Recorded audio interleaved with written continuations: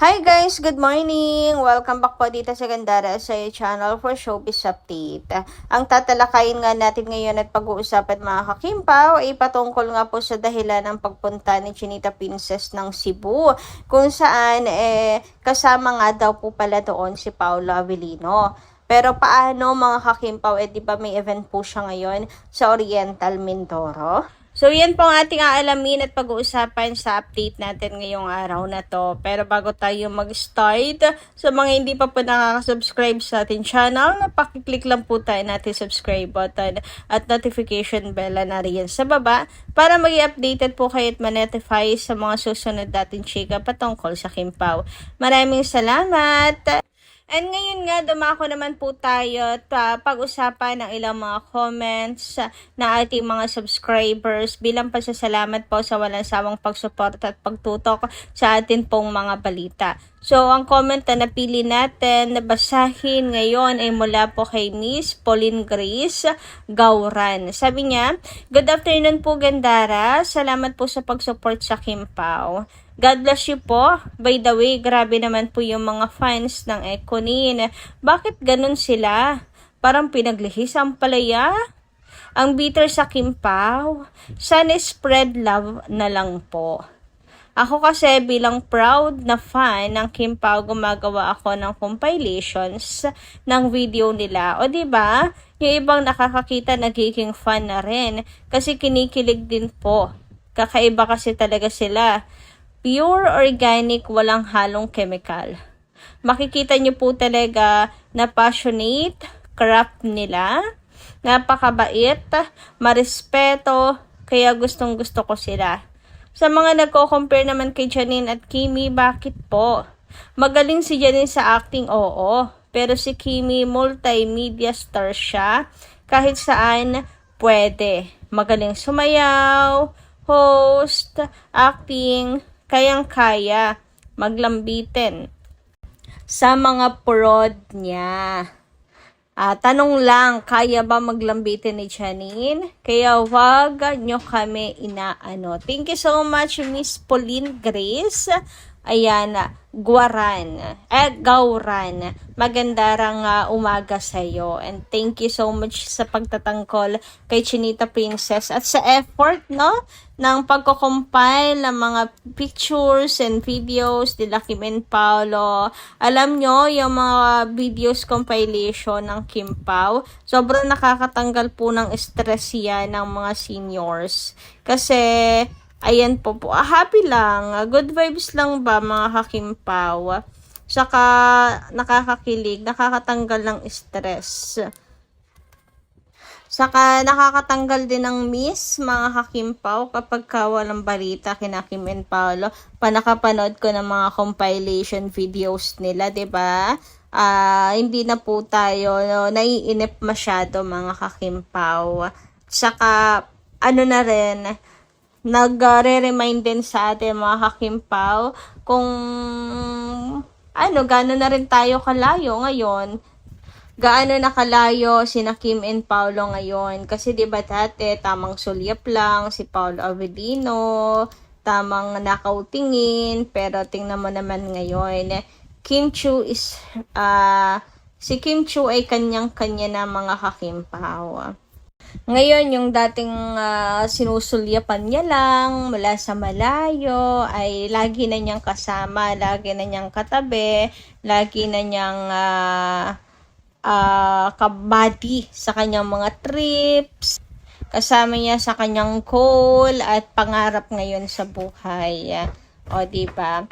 Anyway, dumako naman tayo ngayon mga kakimpaw. Dito nga po sa business si Paolo Avellino kung saan, alam niyo naman yung nangyari, diba mga kakiti? Naharap po sa isang problema ang kanilang kumpanya na Lupon WXC sapagkat ninakawan nga po ng milyon-milyong halaga ang kumpanya. So, napakalaki ng investment ni Paolo Avellino dito and co-owner nga po siya. Tapos yung kanyang partner ay lolokohin lang mga kakimpaw at pagnanakawan lang ang kanilang kumpanya.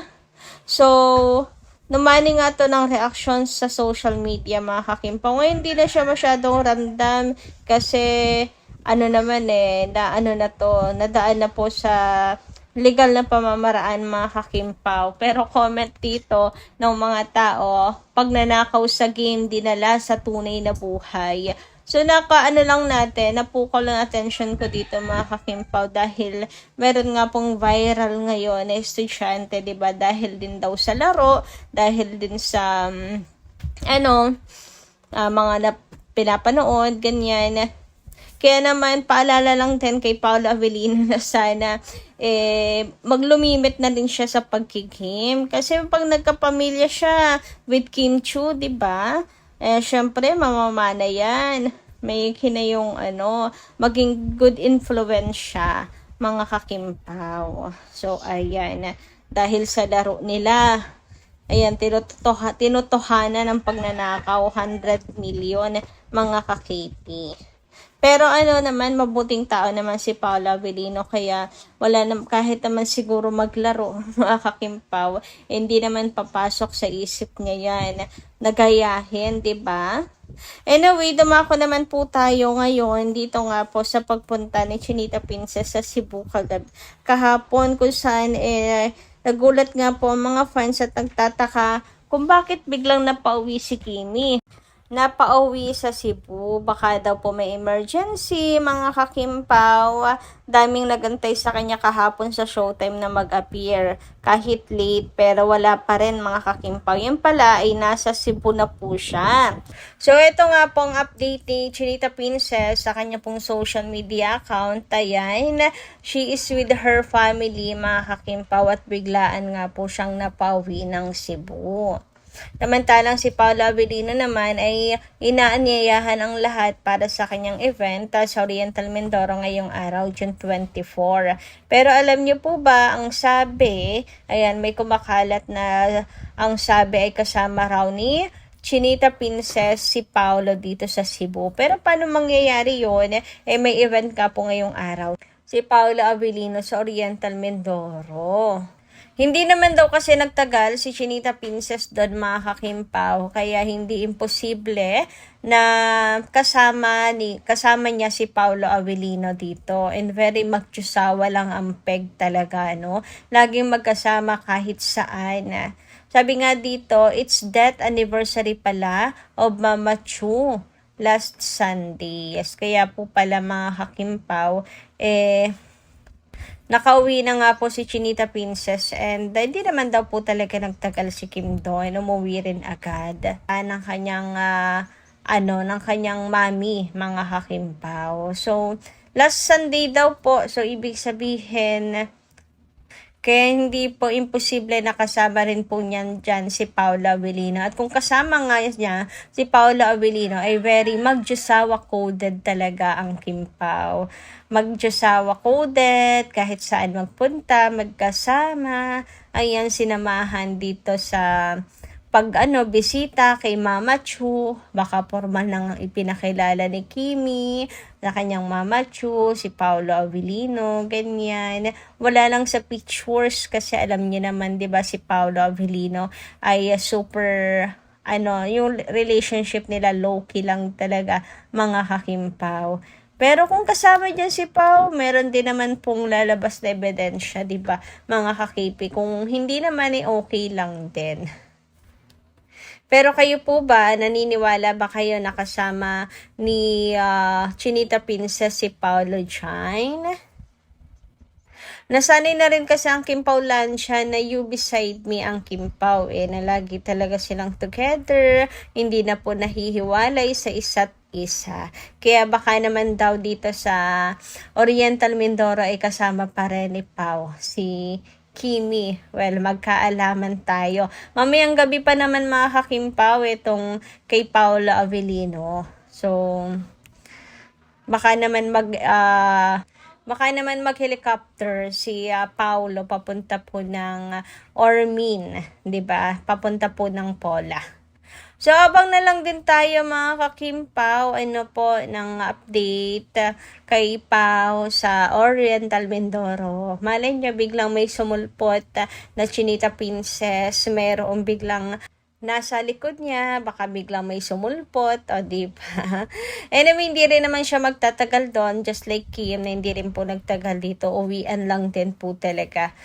Anyway, ayan, nais naman po natin mag-thank you din sa lahat po ng mga sumusuporta kay Paula Avellino for SDA Awards, mga Hakimpaw.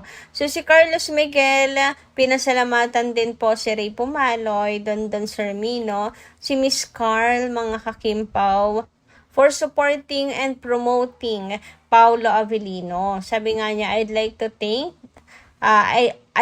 to take this chance to sincerely thank Ray Pumaloy, Don, and Carl de la Merced for promoting to vote for Paula Avellino at the Idol Champ for Outstanding Asian Star in Seoul International Drama Awards 2026. Salamat sa pagtugon sa panawagan ni #KimChu, Kim Pao. Yes. Pati na rin si MJ. Kasi isa rin po yan. Dagdag na rin po natin sa MJ. Pinopromote din talaga niya si Paula Avellino. So, yun lang muna guys sa ating update. Maraming salamat po sa inyong pakikinigan. Kita kas pumuli sa susunod natin, chika. Ingat po palagi.